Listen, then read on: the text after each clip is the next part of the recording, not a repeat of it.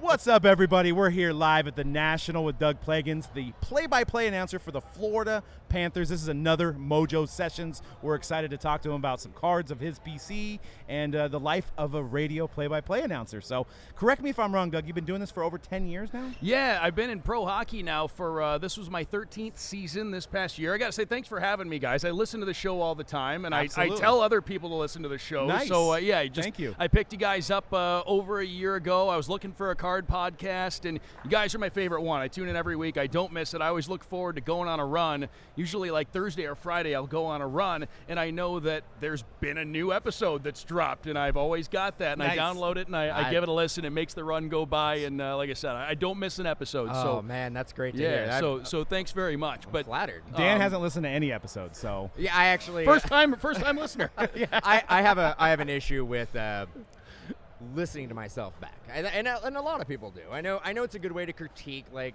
the craft and whatnot. I just refuse to listen to. You live in anything. the now. He lives in the now. Anything that I've done, I'm all nope.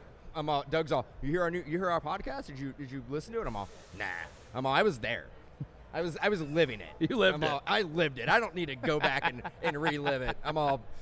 Yeah. It is a good way to pick up things, but yeah, this was my 13th season in pro hockey. Wow. Coming up will be my 14th. This will be my 7th season with the Florida Panthers. Nice. I was hired in August of 2015, and I did 7 seasons in the minor leagues before that, in the ECHL and the American Hockey League. So yeah, I've actually got I think our 20th game coming up this year is going to be my 1,000th pro game. Man, I went back and did the tally after last year, just because I knew I was getting close, but. Yeah, this was the dream. I grew up in the Detroit area, so hockey's kind of in my blood, and I wanted to be a hockey broadcaster from a pretty young age. And like I said, I got the call from the Panthers in August of 2015, and it's been every bit the dream come true that I hoped it would be. That is a tough sport to do play-by-play. I was just going to say. There's a lot going on. So I give you a lot of credit on that. And you probably wouldn't be sitting here if you watched any of our hockey breaks, because we have like what we call a drinking a game every time we mess up on a name for hockey. So my question to you is how much preparation does it take to get those names? Obviously your hometown team, you've got those, you got those down, but like some team comes into town and you got some of those names. There have been some wild ones. Yes. Yeah, there have been some tongue twisters, if you will, but it's kind of amazing, and I think it comes with just the repetition of doing it over and over, which is also what makes you better at doing anything on the air, whether it's a podcast or calling play-by-play or what. Just getting those reps, that's the best way to get better. And I think once you've had to learn difficult names over and over again, you start to just get a feel for either how they're going to work, or it just makes it that much easier. You look at it, you might write down the phonetic next to it before the game. And usually the way people always ask, how do you find out? Well, if it's one of our players, if a guy comes to us, say we get a call up or something like that, and we want to make sure we're saying his name right, just go and ask him. How do we pronounce your last name? If it's a guy on another team, you can always run down the other team's broadcasters or the other, the public address announcer in the arena that you're visiting or something like that. And everybody's pretty cool about it because obviously everybody's in the same boat. You're always going to be learning things. Right. Yeah. I mean, the phonetics helps us. We actually have a guy in our chat that helps us with that because you start doing young guns. You got all these guys and maybe they haven't even taken the ice yet. Right. And you're just like you're doing it on the fly and you got to kind of do your best. I mean, I remember it was like circa 2010, 2011 when we first started doing hockey breaks, and Bifuglian was the one that was just, you blew your mind. You're like, wait a second. Big buff. Yeah. You're like, wait, how do you get Bufflin out of that? So that's always my go-to. And the Bufflin, man, that's insane. So. Yeah, there are some there's, like I said, there's some tongue twisters out there, but we make it work. Yeah, absolutely, man. So, and I think if I read correctly, you grew up a Red Wing fan, right? Yeah. So I was my family had season tickets throughout the '90s, which that was a great era for the Red Wings. I was there when they won the Stanley Cup in '97. My dad and I were there, and we were there in '02 when they won it all. I was at the first big brawl with Colorado and Mike Vernon and Patrick Waugh fought and the whole thing. So I was there for that. I saw some pretty cool stuff, and I credit those teams in the 90s really for helping me develop my love for the sport. But, when you start working for a team, that level of emotional investment it goes beyond anything you've experienced before, and that's why I credit the Red Wings and those teams I grew up with for helping me develop my love for the sport. But obviously, it's full-on Panthers now, and the story I always like to tell is, and this was a huge thrill for me. My first 2 seasons in the NHL, Joe Louis Arena was still where the Red Wings were playing, and that was the arena that I grew up attending games at. And the first game we went to the Joe, there was my dad at the game, Red Wings season ticket holder of like a quarter century in a Florida Panthers shirt. Oh, wow. Yep. Yeah. I think you answered my question. I was like, how you turn off the fandom when your team comes into town? You know what I mean? You're like, you kind of want to vote for your team. You still, growing up a Red Wings fan, being from Michigan, I still, obviously the Tigers and the Lions, and those are the teams that I root for in the other sports. So you always have a soft spot. And like I said, I always would credit those Red Wings teams that I grew up with for being a big part of the reason why I love the sport so much. But when you're working for a team, your attachment, your level of emotional investment goes beyond anything that you felt before. Yep. So to quote the great Will Ferrell, you've got the voice of somewhere between Fergie and Jesus. How long did it take to develop that radio broadcasting or just broadcasting voice that you got? It's funny. I hear stories. My mom will tell me, when I was like 3 years old, I had this like deep voice for a 3-year-old. So I think I've always sort of had it to an extent, and that's one of the things too that comes with just the repetition of being on the air. Right. The way you project, it just you find your voice, you find your voice inflection. inflections, Find all that stuff, and it all just kind of comes over time. I've listened to things, or I'll go on YouTube. There's some stuff saved out there, and I'll hear things I did back in like 2010, and I do feel like I sound a little bit different. Right. But I think that's just part of the evolution of your voice. Yeah. Just honing the craft for sure.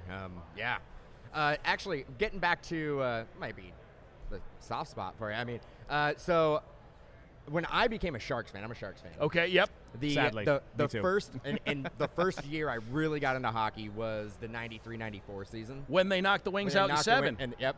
That was a 7-game. I think Jamie Baker scored the overtime goal. An 8-year-old Doug Plagens was crushed that night. Game 7. I remember that. We've been crushed many times after that. That was my me. introduction to hockey, and I was absolutely hooked after that. Sharks still waiting. They're going to get a cup at some point. I don't Maybe know. in our lifetime. We'll see. Maybe. Tell you what, I got to hand it to the folks in the Bay Area, though, because every time we go out to San Jose, you go around San Jose, and people are really into it. The fan base in Northern California, you can tell, you go out and about, people got the Sharks hats on, and it's popular. Yep. Super dedicated. Yep. And who would know, 30, 40 years ago that, the Bay Area would be a good hockey town? And it is definitely a good hockey town. Some really, really dedicated fans there. Yeah, I've always enjoyed my trips out there. Yep. Yeah, and I mean the stadium's still pretty nice, even though it's probably one of the older ones in hockey. But it's still a beautiful stadium to go to. So yeah. Now you do have the best name in the in the entire world. Because it's my name too. But I noticed that I had to look. I said because I'm interviewing another Doug, and I had to look and see what the Doug baby name ranking was. And in 2020, it's ranked 755 out of all boy names. And I'm like, what the heck? Yeah, we've never cracked the top 25. No, I don't think. Maybe in our era. Actually, maybe in the 80s. But technically, we have 3 Dougs here because my middle name is Doug. That's true. That's true. So, what are the chances? It's a rarity. Yeah. It is. That's like winning the lotto, something like that. So, let's talk some cards, man. I know you said you're a Detroit fan. Do you have that score, Barry Sanders? I do. Nice. I've got one. I actually bought it at. It's funny. I bought it at the National back in '98. Wow. So this is my 6th National. But everyone I've been to has been in Cleveland or Chicago because growing up in Detroit, those were the easy ones to get to. So this is my 6th National, and it was the '98 National, which was that was the second one I ever attended. And that was when I picked up the score Barry, and I just recently finally got around to getting it graded, and it was SGC gave it a 9, so I was pretty pumped about that. Awesome. Yeah, That's just great. Got some old stuff slabbed from the PC, so I was pretty pumped about that. That's awesome. Nice. And I noticed you just recently got back some CSG stuff. I did. How was the process, and what did you think about their slab when you got it? It was the first time I ever did it. I sent a bunch of stuff, really just to take it for a spin. I didn't send any, and I have the whole reveal up on YouTube. I threw it up there, but It was process was great. I went Nice. through KK Sports Cards. Okay. And that was, we sent the stuff through there, and we got it back. I didn't send anything really high end. Just wanted to try out the service, get a feel for the slab, see how it worked. So it was like 21 cards. I really liked the feel of the slab. And like I said, they got it back. I think it took us like 4 months door to door, which in today's climate for economy service is not bad at all. Yeah. But yeah, I really liked the style of the slab. I liked the way that they stack. The way they stack together. Not too thick, not too thin. And it was a really clear. It sounds like we're really analyzing materials here. It was like a really clear plastic, and even while I'm looking at it, I'm like, wow, the plastic they use is really nice on these. I've had multiple people say that they like the way it looks, they like the way it like handles, like there's a lot of things about it that they like. And until they came in, I had never held one before. Yeah. Right. So yeah. I think the PSA's got a little bit like a fog too. I'm not going to say it's foggy, but it's definitely not as it's bright. a different finish. Doug, Doug, they're right here. I don't know if they can pick me up. I know, and I have some cards over there right now. So, I mean, they're great. Yeah, give me a 10, please. I'm one of those guys too. If it's PSA, BGS, SGC, CSG, like I'm not picky. If I'm shopping for singles, I'm looking for the card first. I'm looking for the best deal on the card that I want. Even in the holder, I'm going to pick the thing up. I'm going to turn it around. I'm going to look at it, and everybody's got their preferences. But for me, like I'm just out looking for the card. Absolutely. I'm not. If it's any of those four, I trust them all. So I mean, if I'm out shopping for a single and I just really want the card, I'll get the best deal, and I'm not really, it doesn't matter to me too much which one of those slabs it's going to be in. I feel the same way. I am partial to the Beckett slab. I like the way it looks. I like the way it handles. I like their. I know Doug doesn't like it as much. I like PSA. But I actually like their labeling. I know that they have the different colors, so if it's like an 8.5, if it's a 9, or if it's a 9.5. And that's what bugs me. And that's what bugs him, but I actually like that because you see right off the bat like what it is. You know it's a 9, it's going to be silver. Yep. You know if it's going to be a 9.5, it's going to have that gold label to it. So I actually like that.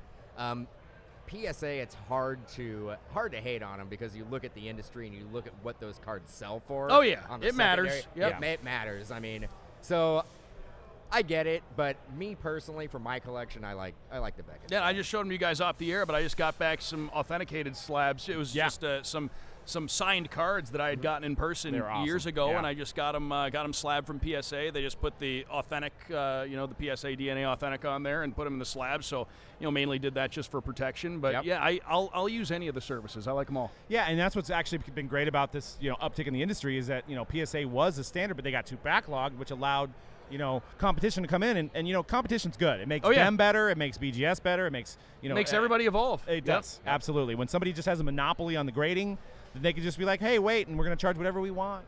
So there's competition is always breeding. And each one kind of has its place too. Exactly. Yeah. Exactly. Yeah, I agree. Now you're talking about walking around the floor looking for cards.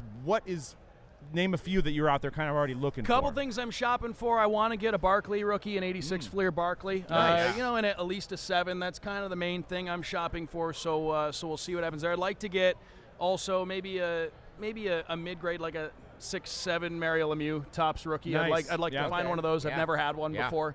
So those are a couple of the things I'm looking at. Maybe an 86 Topps Rice if I can find one of those. So I'm mainly looking for some of the guys that we grew up with, if you will. And that's even I love the new stuff in every sport. I like to make sure that I've got at least something of all the new rookies that come in. But at the same time, I still find myself gravitating back toward the classics and the guys that we grew up with. If you will. I feel the same exact way. Every time I see a 89 Upper Deck Griffey, I get excited. That's the card. That is the card. That's the grail. Yeah. I tried really hard as like a 8-year-old trying to get that card. I'm like, just to see one, I'm like, that's amazing.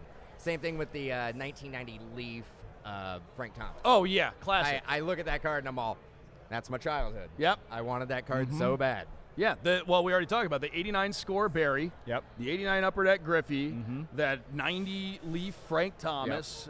Even some of the other ones, and I know they're cards that we could pick up out on the floor for $10, but like the 87 Donruss Greg Maddux. Like, Oh, I yeah. love those. Classic. I Yep, love the wood those border. cards. Yep. Yeah, those are great. Or even the 91 was that Chipper Jones. I mean, Yeah. I know the Desert Shield goes for a lot, but just the base of 91 with the anniversary on Yep. the logo, I love that. That's probably my all-time favorite. Yep, and then there's another card I'm looking for, and I don't even it's not super rare, but it's not a card that everybody has. I just really like it. The 1996 Leaf Signature Series Mariano Rivera autograph. Okay. I'd like to find one of those. Usually a couple $100, but I'd like to get one. It's just a great card. It was early in his career. Yeah. Best Great autograph. Best penmanship Yes. in the business. Oh, right definitely. there. Oh, And that's a big reason why. Yeah. it's And he doesn't beautiful. even shortchange. You would think after all these autos, maybe shorten it. Nope, same it's all the time. beautiful It every is. time. It is. Absolutely. Yeah, and that's a good question. Who do you guys think is the best autograph? I can think like Andre Dawson has a great looking Yeah. autograph. Who in hockey do you think has the greatest autograph? I mean, Wayne's is classic. It is. It's classic. That's And what came to my mind too. And at my first national I attended in 1997, the big reason we went, my dad and I were like, oh, let's go down there because it was in Cleveland in 97, and Gordie Howe was signing. So we went down and got Gordie Howe, and you talk about great autographs. Yeah. Mr. Hockey, Gordie Howe, number 9 on every single one Absolutely. of them, every letter. Yep. It was perfect. Yeah, he's got a classic auto, and he had some Panini stuff and some Upper Deck stuff, Yeah. which was nice. Sidney Crosby's got a pretty good looking Yeah. auto too. Yep. You Yep. know, I'm trying to think of somebody else. Connor McDavid, obviously, that's a classic. I keep thinking of the guys everybody's chasing, right? I'm sure there's some guys that aren't as big that have great autos, but those are the ones that come to my mind. We actually were fortunate enough to meet Wayne Gretzky. Him and Kevin Smith from Mallrats fame. No way! That's like one of my 3 favorite movies. Upper Deck, one of the conventions they had for the dealers, they had Kevin Smith interview Wayne Gretzky. It was amazing, and It then was pretty good. Kevin Smith had to leave, so he didn't do any photo ops. But Wayne did photo ops with everybody, and I was actually wearing the same hat. And he's like, I watch minor league baseball. That's a cool hat. And I'm like, wow. Wow. I was like, that's crazy. So That's but, awesome. yeah, it was good. He's such a nice guy too. He was just happy to take pictures with everybody, and that was there. So Wayne's a good dude. No, yeah, he seems great. He's good. I actually got to say, in general, like getting back to the penmanship, hockey players do it Yes. right. Yeah. Like even the rookies. Like if you compare it to like basketball or football, the hockey rookies like really take their time, and I think they take pride in their penmanship. Yeah. More so than the other sports, I would say. It's great. I mean, and that has been like that ever since we've been breaking. So 10 years, I'm always like, man, hockey players like really, really have good penmanship. It's good to hear. Yeah. Yeah, I mean, I don't know if maybe Upper Deck doesn't have them sign as much as like say Panini or Topps has, the baseball or the basketball Right. players sign. Maybe it's a little bit less, so they take a little bit more pride. They only sign for one company. Maybe that helps, But you start seeing like the evolution. I think it was like Bryce Harper used to have a long auto, and now it's like just a BH because It does evolve, and it Yeah. seems like it's the more. It might not even be. It's probably partially that, but I'm sure as the guys, they go further in their career, they're probably getting hit up for signatures more, even when Yeah. they're just out and about, and you kind of end up with the shortened, They have the shortened version of it. Yep. You know whose autograph used to be, whose autograph's awesome? The good Randy Johnson autograph. Oh, is yes. really good Yeah. too. It almost Yeah. doesn't even look like Randy. It's Yeah. just the way that it looks like. It's like scriptures. And It's he's one of those beautiful. guys that if he signs on the run, it's a different autograph than if he does the sit down, which is generally that's how Right. it's going to be. Exactly. One guy I like, and plus he's my favorite player ever, Will Clark, has a great autograph and Yeah. super consistent. Yeah.